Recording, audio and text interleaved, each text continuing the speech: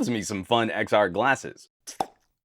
And I just need to clarify the quick disclaimer at the top of this video. I have done some sponsored videos with TCL RayNeo in the past. This video is not a sponsored video, and no editorial oversight has been offered or accepted from the brand or associated PR. The folks at RayNeo sent along the new Air 2 for me to review, and immediately, one of the exciting things to note is the early bird price. The Air 2 listed for $299 when I started putting this video together. That's closer and closer to the price of a really good portable OLED monitor. The Air 2 are what I've lovingly been calling a face display. We've got 1080p micro OLEDs that project an image out in space in front of you. These are not fully enclosed VR or mixed reality goggles. These are open. You can still see the world around you. You can still interact with things. And even down to the audio arrangement, you can still hear what's happening without being completely closed off from the world around you. There are head tracking sensors built into the glasses, but there are no batteries or computing elements. They're powered off of another host device. So you plug in a cable,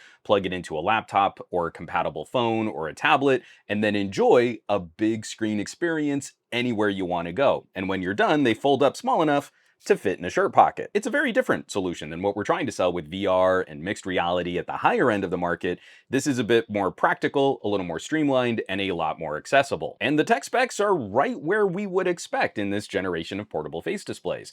RayNeo is a brand incubated from TCL proper. We recently took a spin with the TCL RayNeo NextWear S, and the Air offers up a more streamlined experience. Part of the way we get to that lower price, the build is a little less fancy than the NextWear S. The visor here is fixed. It doesn't remove or detach in any way that I can find, where the NextWear S has this really fancy magnetic system for you to have a more open viewing experience or a darker viewing experience. Ditto the cable. The Air uses a simpler USB-C plug instead of the NextWear's magnetic cable, but in my opinion, that makes them easier to use. It's easier to fit them with over-ear headphones, and replacements should be easier. If you lose this cable, you just find yourself a compatible USB-C cable. And this whole setup is a little lighter than the NextWear S. But we also don't get a travel hard case. RayNeo just includes this soft pouch, which won't protect the glasses much if they end up in a purse or in a backpack. So they're simpler, but there are a few tech upgrades. We've got similar 1080p resolution, similar field of view, and similar pixel density, but we do get improved 120 Hz refresh rates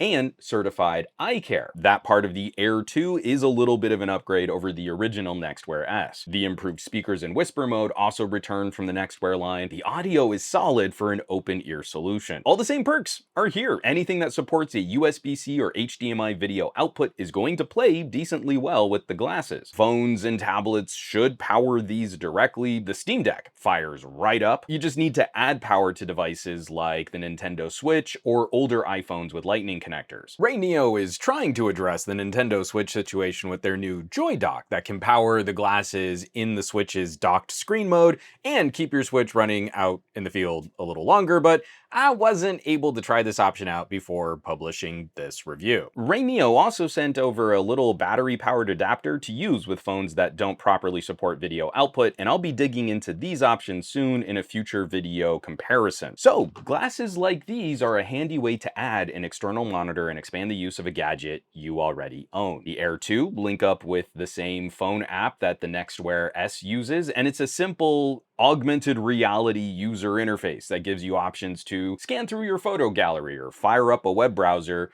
with some support for a few of the streaming services out there, but not all. And it includes a few simple apps and games to play. I think right now the AR side of this is still a little rudimentary. There's some fun stuff to tinker with on a phone, but the basic monitor mode is likely more useful, especially if you have a phone with Moto Ready 4, the Honor Magic Desktop, or Samsung DeX. You just turn your phone into a mini PC. Happily, the Windows app expands on this idea a little more, giving you a canvas to float a Windows desktop out in space. So the performance is all spot on.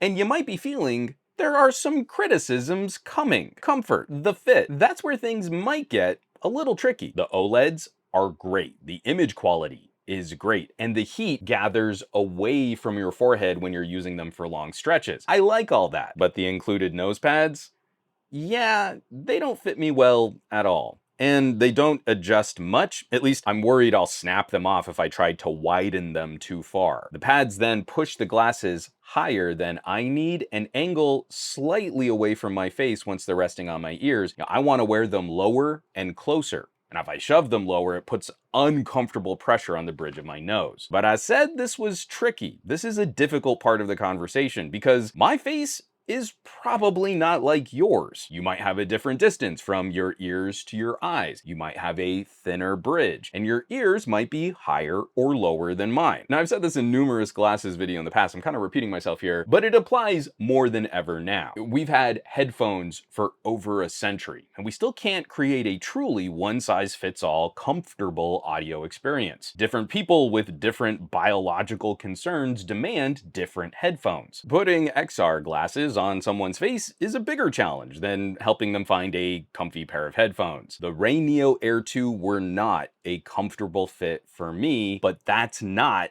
an objective review data point for everyone. Speaking very generally, I'd look for the Next Wear S for folks who have a broader head and broader features like I do. You also might turn to the X Real Air. They have a great option to adjust the angle for different ear heights. I'd maybe consider the Rokid Max for nearsighted folks with those built-in diopters. And now the RayNeo Air 2 are probably a better option for folks with thinner features or who might be sensitive to additional weight on their nose. You see, the competition in this space matters a lot. And if you've tried older XR glasses but they didn't work for you, having options for fit is kinda critical. If you wear regular glasses to correct your vision, you already know how important it is to find good frames that fit properly. Now also strap a projector to your face and make sure it stays in focus for your eyes. The fit is a really important part of that conversation. RayNeo is releasing some great gear, and I think the Air 2 are another step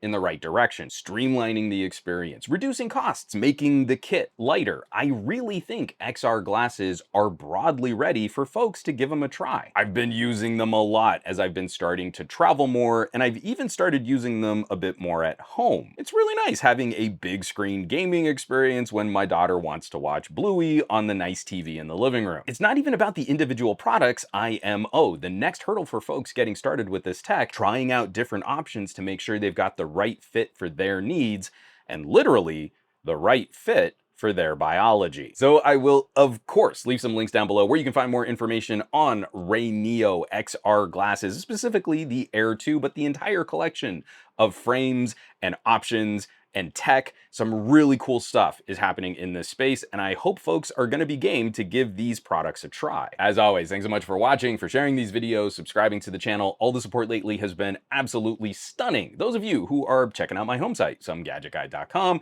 clicking on links in the descriptions below, or if you're joining the list of names scrolling by on your screen from my Patreon, that's patreon.com/SomeGadgetGuy. This list is basically the coolest collection of tech pals in the universe. So I hope you'll check them out. Now, you know where you can find me around the rest of the internet, at SomeGadgetGuy, basically across all of social media, but these days I'm spending a bit more time on the Mastodons, a little less so on the Facebooks and the Flickrs and the Twitters and the Instagrams, and I will catch you all on the next review.